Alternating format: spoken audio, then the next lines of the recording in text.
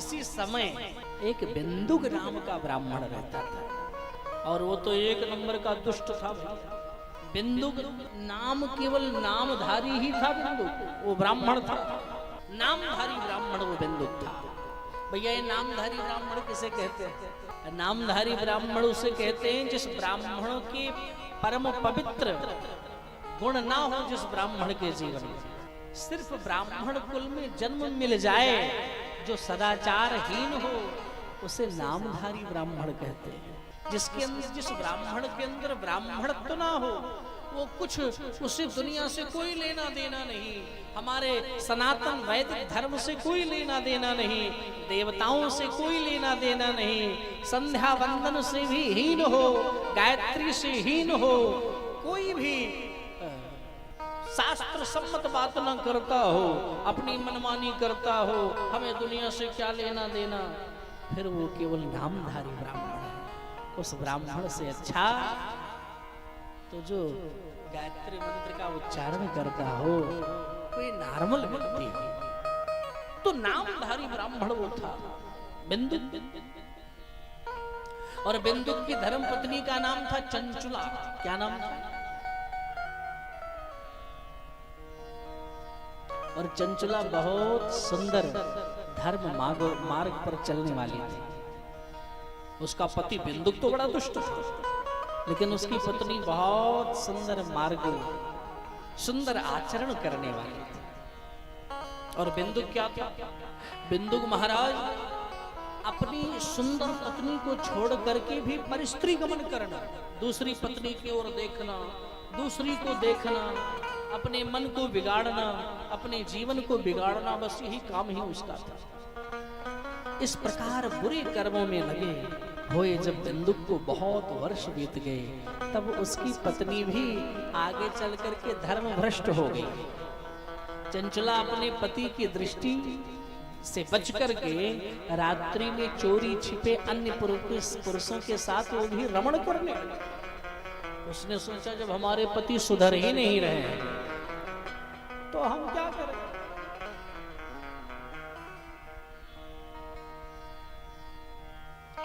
अच्छा, एक दिन अपनी पत्नी चंचुला को बिंदुक ने देख लिया किसी पर पुरुष के साथ, तो बड़ा नाराज हो। अच्छा, इस कदर हमको धोखा। अब अपनी पत्नी को घर में लाया और इतना क्रोधित हुआ कि खूब पीटा, जमकर पिटाई गई, मुक्के से मारा अपनी पत्नी को।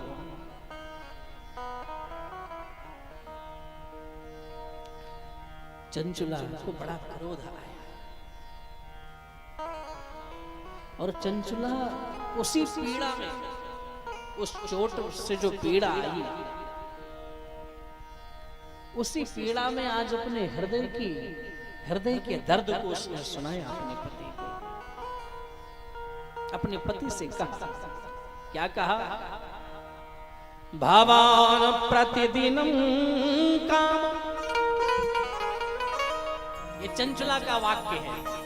जब पति ने पीटा तो चंचुला बोल पड़ी कि भावान प्रतिदिनम कामम रमते वैश्या कुधी माम विहाय स्वपत्नी चायुवती पति से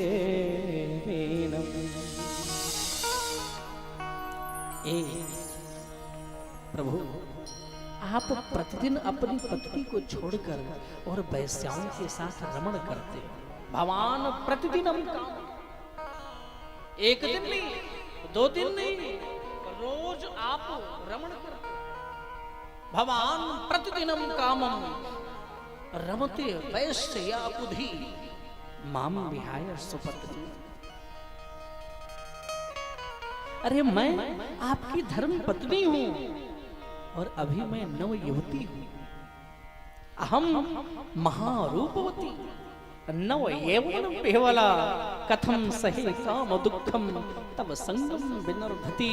मैं परम सुंदरी नव यौवन के मद में चूर, भला आप ही बताओ कि आपके बिना मैं इस काम जन्य दुख को कैसे सहूं।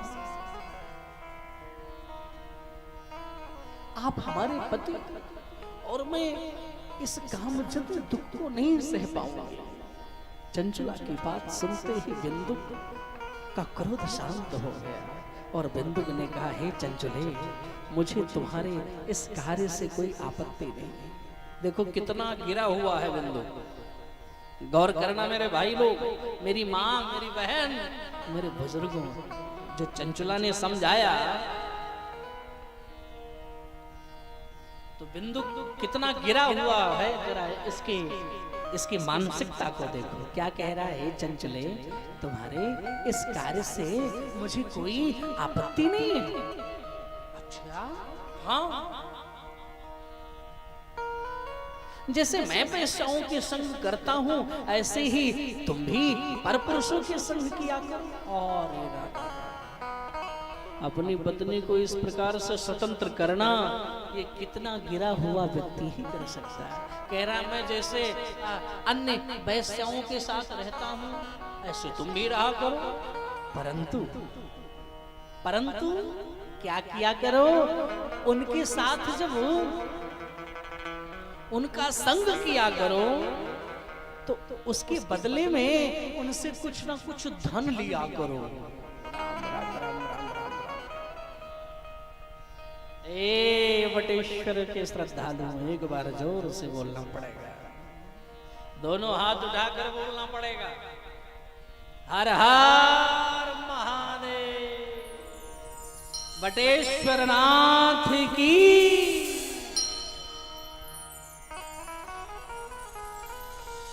कह रहा है कि उनसे धन लिया करो, वो धन ला करके मुझे दिया करो। धन माकर्षतेभ्यो ही दत्त्वा तेभ्यः परामृति। चंचला ने बिंदुक की बात मान ली और वह भी व्यभिचार में लिप्त हो गई।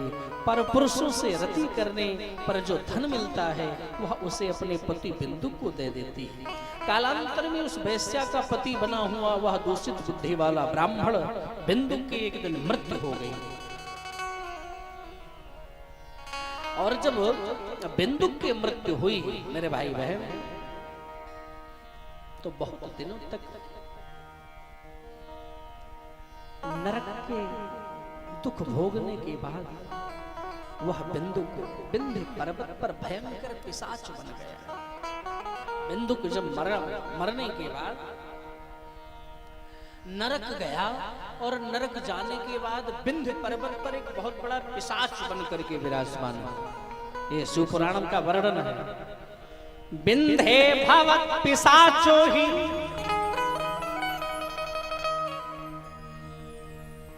गिरोह पापी भयंकरा।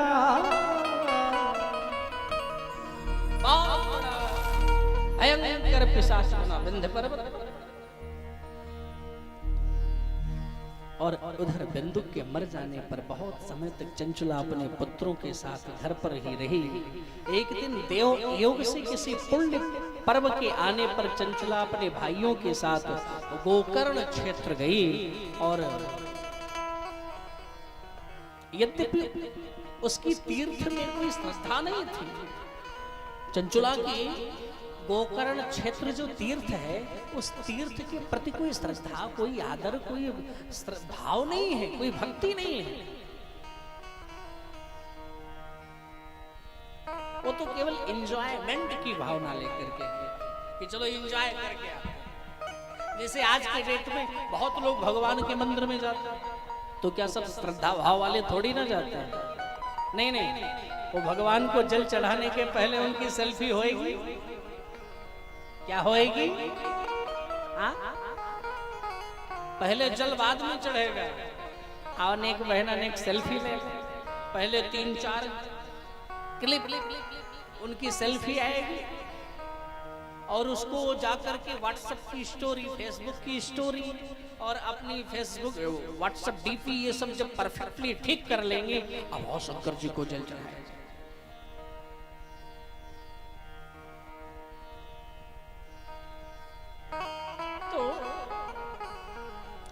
करने वाली बात है। ऐसे ही उसका भी कोई भाव नहीं, तो वो भी इंजॉयमेंट की भावना से आई थी कि चलो थोड़ा इंजॉय करके आते। लेकिन फिर भी तीर्थ यात्रियों के संग का प्रभाव था कि उसने भी जाकर के सुंदर जल में स्नान किया और स्नान किया, और स्नान करके बड़े सुंदर सुंदर भाव वाले लोगों को देख रही, मेला घूम रही। अचानक उसकी दृष्टि पड़ी किसी शिव मंदिर में। एक ब्राह्मण शिव कथा कह रहे थे। संयोग ऐसा था, उसी समय कथावाचक जो थे वो नारी धर्म का उपदेश दे रहे थे। क्या कह रहे थे? और उसी समय चंचला पहुंच गई वहां। शिव मंदिर में कथा हो रही थी शिव पुराण की, और जो महाराज जी कथा सुना रहे थे, नारी धर्म का उपदेश कर रहे थे। घूमते घूमते चंचला मंदिर में पहुंच गई और नारी धर्म के उपदेश को सुनने लगी। तो पंडित जी जो महाराज जी थे क्या सुना रहे थे? नारी धर्म क्या कह रहे थे, जरा गौर करना सद्गुरु।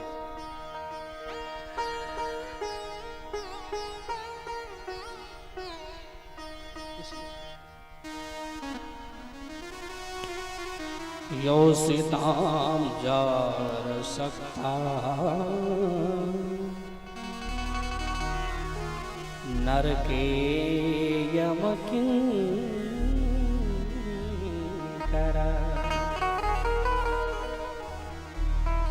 संतप्त लोह परिधम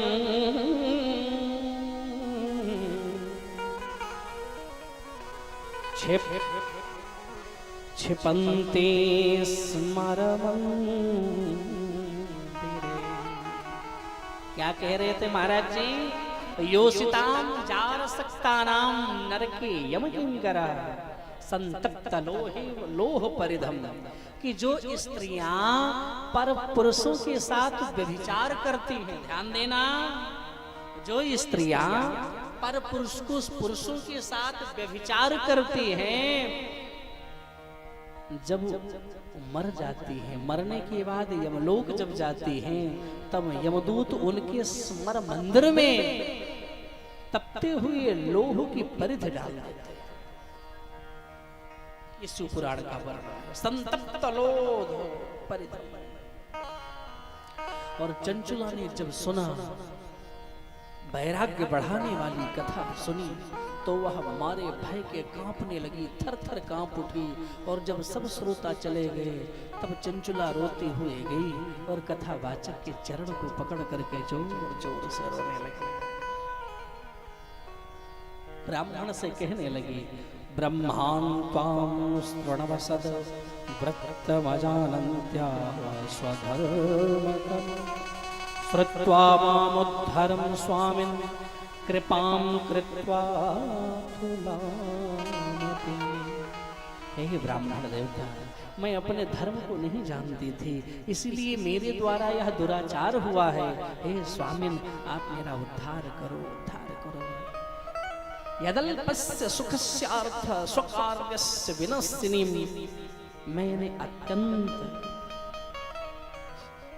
थोड़े से सुख के लिए मैंने बड़े सारे कुत्सित कार्य किए। हमारे ऊपर कृपा करो, हमारे ऊपर कृपा करो।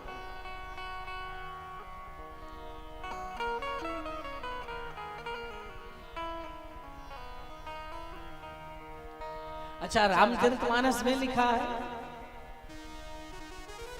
क्या लिखा है? बड़ी सुंदर बात लिखते हैं कि जो स्त्रियां ऐसा करती हैं उनको कौन सा नरक होता है, जानते नहीं जानते? जो स्त्रियां अपने पति को छोड़कर पर पति के साथ प्रीति करती हैं, उनको कौन सा नरक मिलेगा? राम शिवपुराण तो कह ही रहा है, रामायण भी निवेदन करता है। क्या?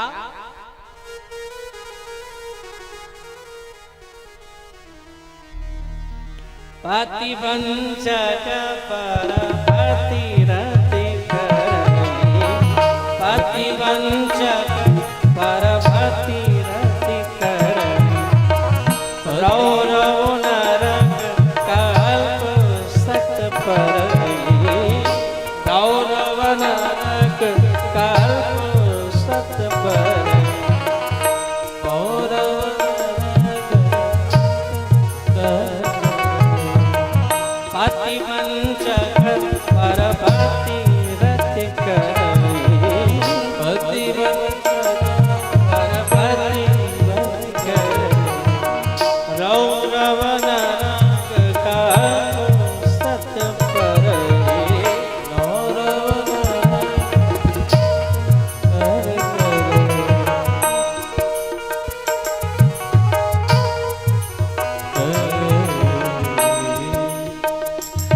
अब्दुल्ला ने जब ये भी सारी बातें सुनी, कहते सरकार हमसे तो बहुत बड़ा अपराध हुआ, मैं क्या करूं, मेरी कुछ सहायता करो, मैं क्या करूं, आप ही मेरे गुरु हो, आप ही मेरे सब कुछ हो।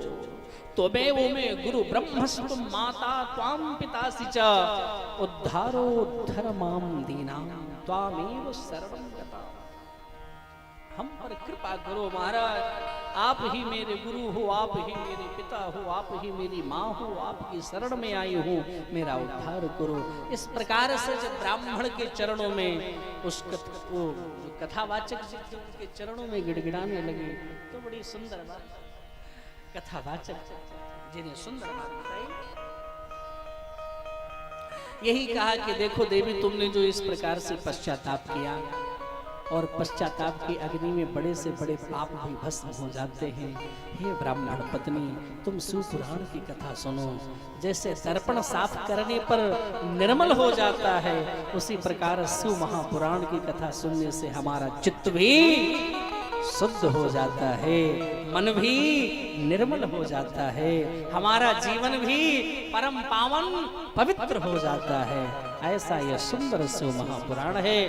उस ब्राह्मण की पत्नी को शिव महापुराण का उपदेश किया और उस देवी ने शिव पुराण की कथा का सुंदर आयोजन किया और शिव पुराण की कथा को बड़े ही सुंदर भाव से उसने सुना। और उधर सुनती जी रुद्राक्ष की माला से शिव मंत्र का सुंदर पंचाक्षर मंत्र का जप करती गई, सुंदर तरीके से जप किया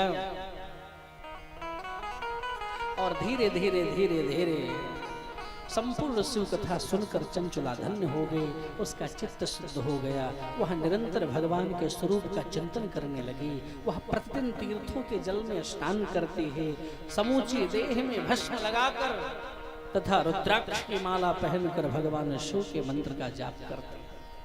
हम अपने गुप्ता जी से भी निवेदन करना चाहेंगे कि कल से जब तक भी यहाँ बैठेंगे तब तक आप भी पंचाक्षर मंत्र का जप करते रहेंगे। कैसा रहेगा?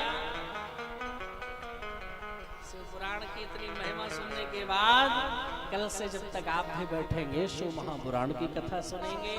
और जो लोग YouTube चैनल से भी कथा सुन रहे हैं, आपसे भी निवेदन कर रहा हूं, अगर खाली समय मिले तो शिव पुराण की कथा सुनते समय पुरुषोत्तम मास में ज्यादा से ज्यादा शिव मंत्र का जाप करें। और जितने भी श्रोता हैं, कल से आप अपने मस्तक पर भस्म लगाकर बैठे।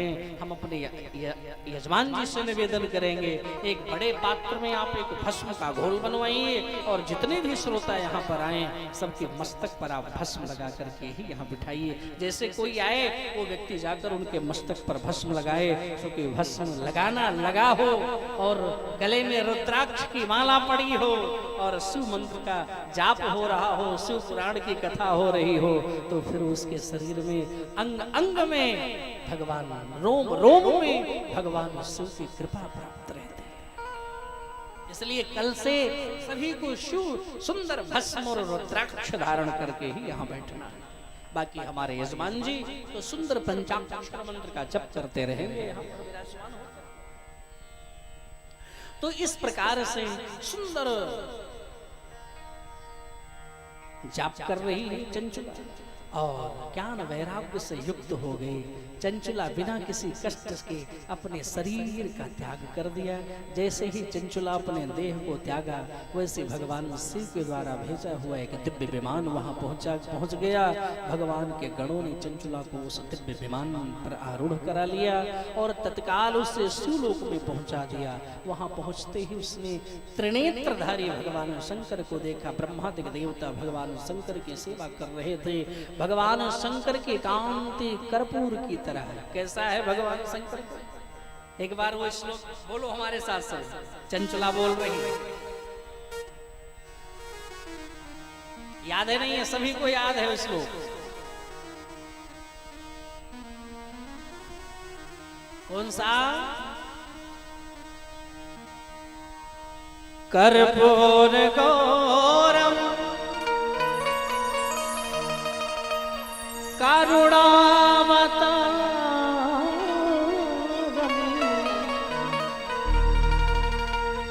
संसारि सारम् भुज गे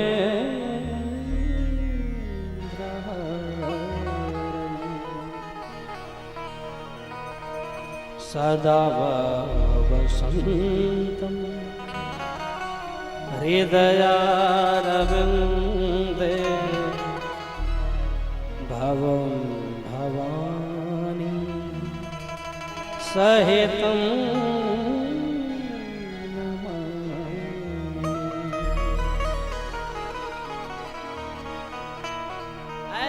भवं भवानी सहितं नमामि कर्पूर गौरम गौरीशं सर्वालंकारधारिणं सितभस्मलसंदेहं सितवस्त्रं महोज्ज्वलम। भगवती पार्वती और भगवान शिव का दर्शन जब उस चंचुला ने किया तो अत्यंत गदगद हो गई और पार्वती मैया की सुंदर स्तुति कर रही है। गिरिजे अस्कंदमातस्त्वं सेविता सर्वदा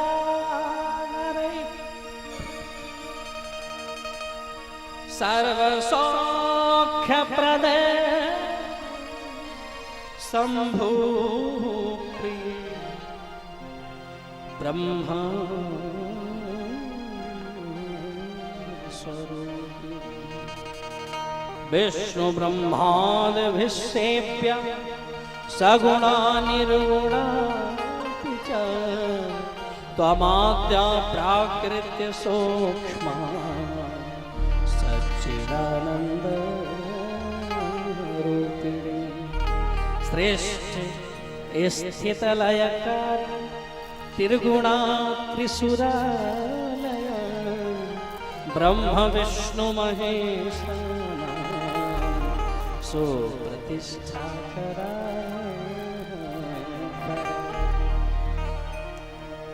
बड़े सुंदर भाव से। अच्छा, इसी को हिंदी में कैसे क्या, आइए हम लोग एक बार स्तुति करें जैसे चंचला स्तुति कर रही है पार्वती जी की। कैसे?